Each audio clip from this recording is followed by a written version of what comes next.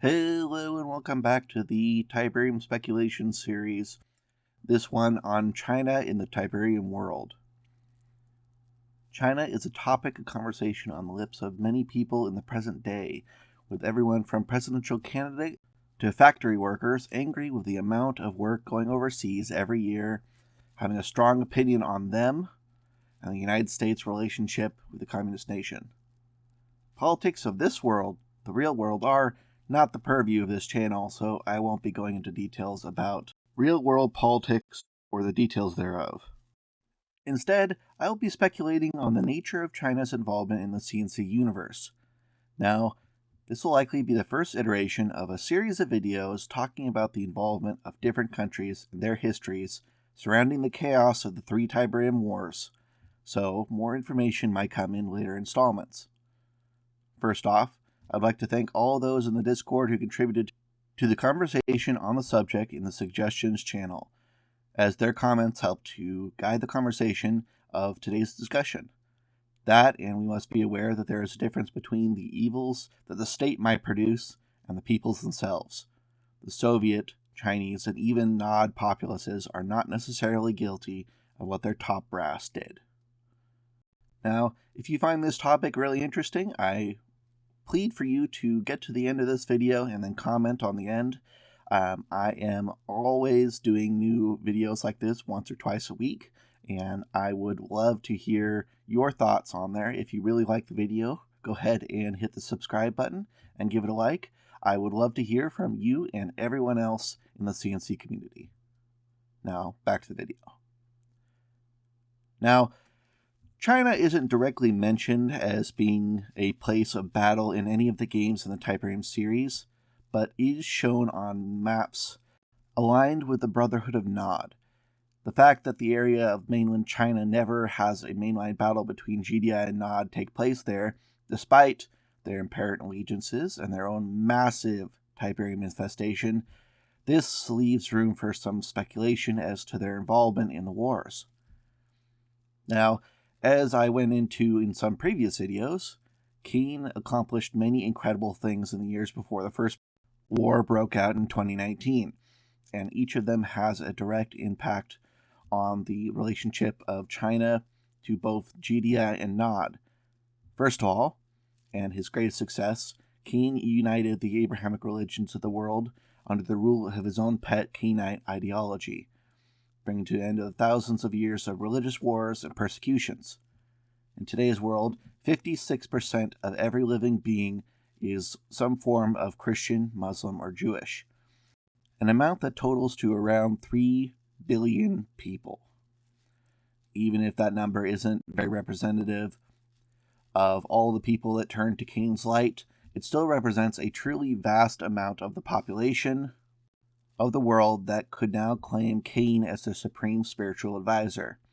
Now, according to Pew Research Center, only around 3% of China officially views a Abrahamic faith as their beacon to salvation, with the rest practicing some variation of Chinese folk religion, and on the surface, the country is atheist.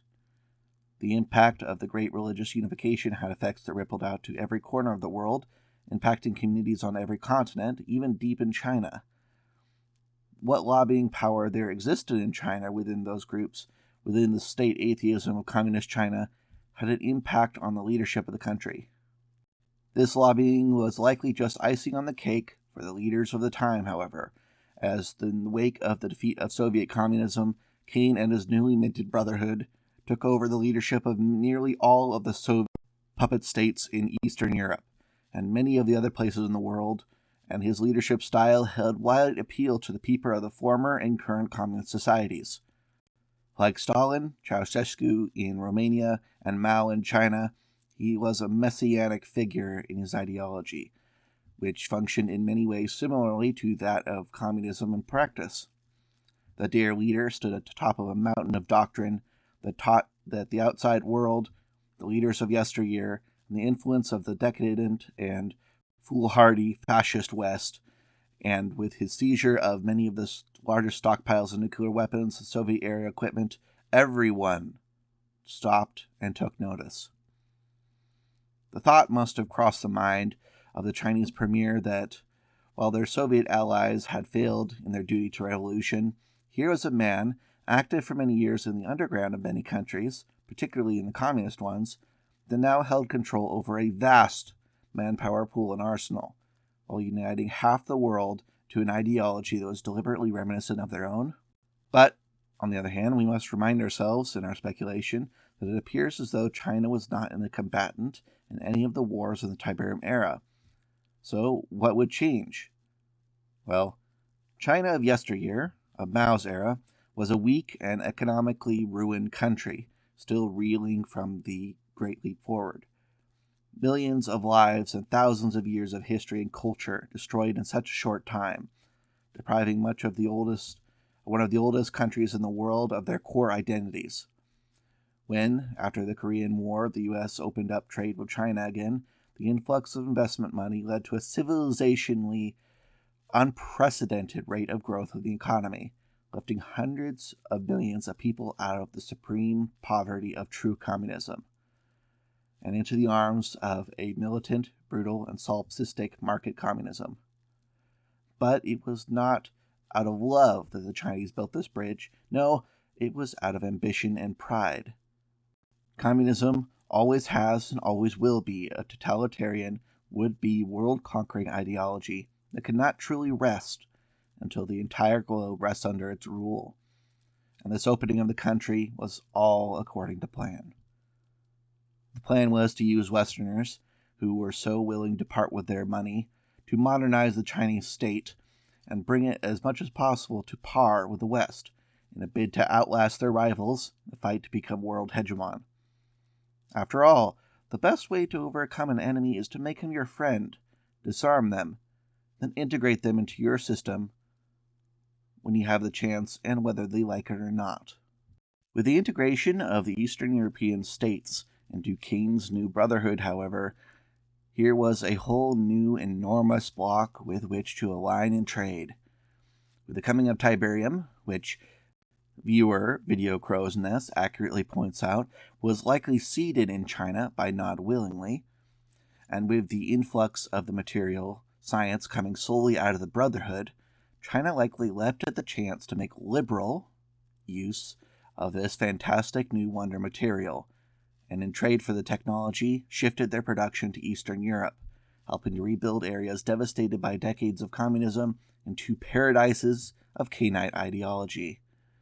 Seeding unimportant areas with a substance might cut into their grain supplies somewhat, but in return for their material that could become nearly any other material after a short transmutation process, it was like asking them if they would be interested in turning lead into gold. Thanks to some revealing comments by Video Crow's Nest, a viewer and a YouTuber himself, we came across an interesting observation. The standardization of Brotherhood bases and infrastructure in the games is very interesting, especially between the time of the outbreak of the first war and the second game, as a very large amount of the industry that could pump out these sort of materials for the war just wasn't available in Eastern Europe. He made a comment that he always wondered if the non-base buildings came with a Made in China sticker, considering that everything was identical in each base. And that ignited a lot of good thought about the impact the Chinese might have had on the setting.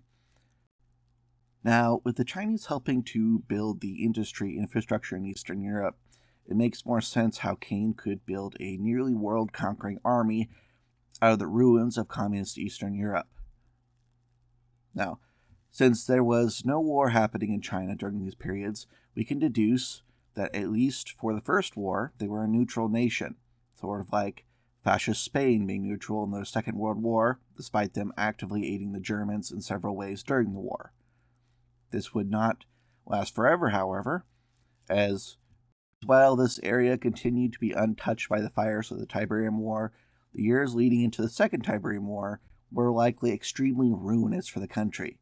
Large Tiberium deposits had grown out of control in the country, infecting the trade lanes and water supplies across the entire country, infecting the fields, and killing hundreds of millions. The Brotherhood had a presence in China and was still aligned to the Brotherhood, but the Chinese government, desperate for a solution to their growing problems and the problem of the world nearly coming to an end, could not have been very happy to hear that Kane's plan was to transform all life into Tiberium-based life.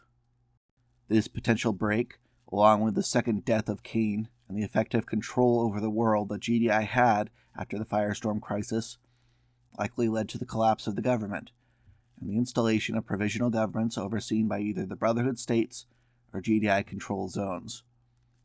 It is possible, BCN points out, that GDI's Zocom was invited in just before the collapse due to their success in controlling the material in the age of the Second War.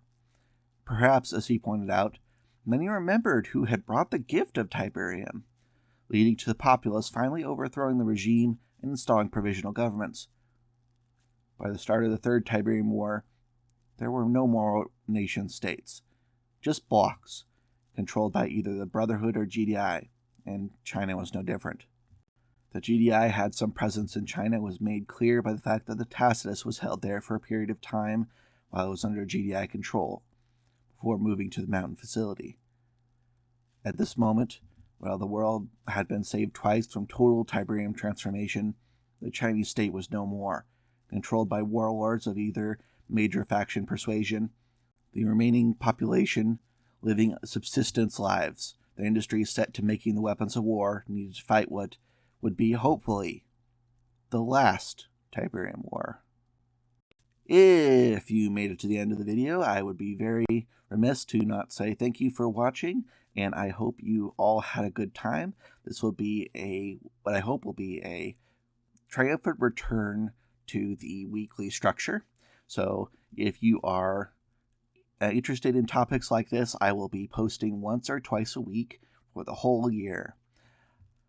On the new Discord, which I hope all of you will eventually join, I have a list of topics that I would like to do at some point that I am working through one by one. I will leave a link to Discord in the description, and if you liked the video, please leave a like and subscribe. Once again, thank you for watching. This is Game Master Karakin signing off.